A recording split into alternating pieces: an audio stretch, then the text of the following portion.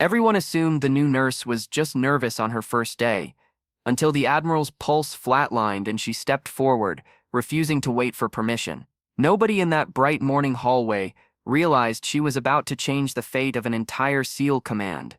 The chaos began fast. Too fast. Admiral Rowan Hale, legendary, ruthless, and feared even by generals, collapsed on the polished hospital floor before anyone could speak his name aloud. A coffee cup rattled on a nearby tray as the sudden commotion rippled through the ward. Nurses hesitated. Doctors froze. But she didn't. Emily Carter, barely 27, moved instinctively, kneeling beside the man she'd only seen in news reports. She didn't know why her hand stopped trembling the moment she touched his skin. She only knew he was dying, and no one else acted. Before I tell you what happened next, tell me in the comments where you're watching from. I love knowing who's listening. Emily began compressions with a focus that shocked even herself. Sunlight streamed through the window, brightening the room as if the day wanted to witness her defiance. She felt every set of eyes on her back, doctors whispering, an old veteran in the waiting area, muttering that she wouldn't last 10 seconds. But she refused to stop. "Stay with me," she whispered. Though the Admiral couldn't hear a thing, seconds stretched. A dust mote drifted through the air, twirling in the stillness. Then, against every prediction, the Admiral gasped like someone snatching life from the edge of a cliff. She thought she'd never see him again. She was wrong. Hours later, the hospital grounds glowed under the noon sun.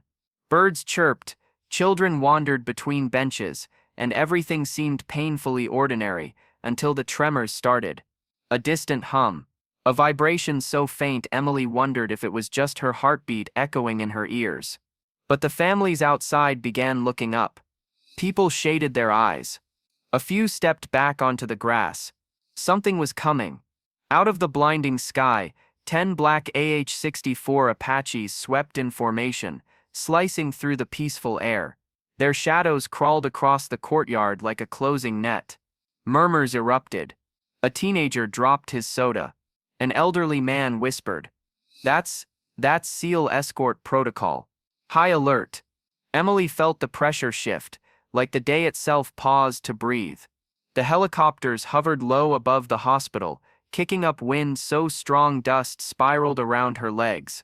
Soldiers fast roped down in unison, boots striking the ground with perfect rhythm. A wave of black uniforms spread across the yard, forming a perimeter that left the crowd speechless. Nurses peeked from windows. Parents grabbed their children. Even the birds fell silent.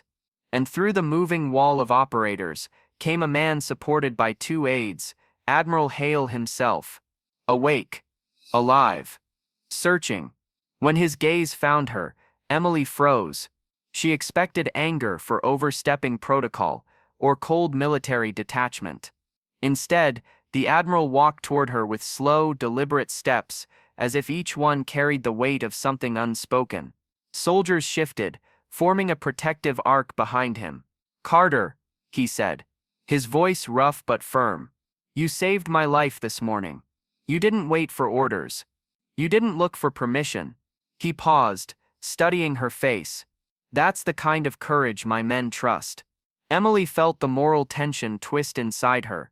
She hadn't acted out of bravery, only fear of watching someone die.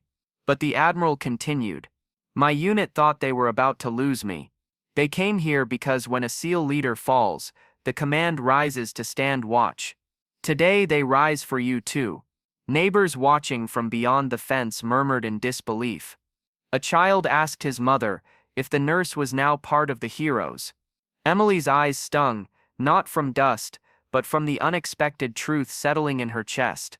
Admiral Hale extended a small worn challenge coin, the emblem of his SEAL command.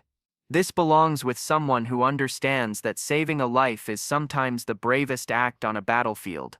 She accepted it with trembling hands.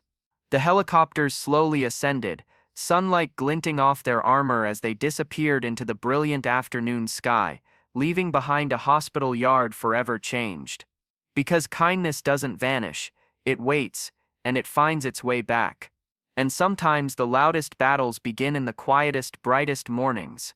If this story moved you, share your thoughts below. Your comments truly shape this channel, and if you'd like more stories like this, hit subscribe and stay with us for the next journey.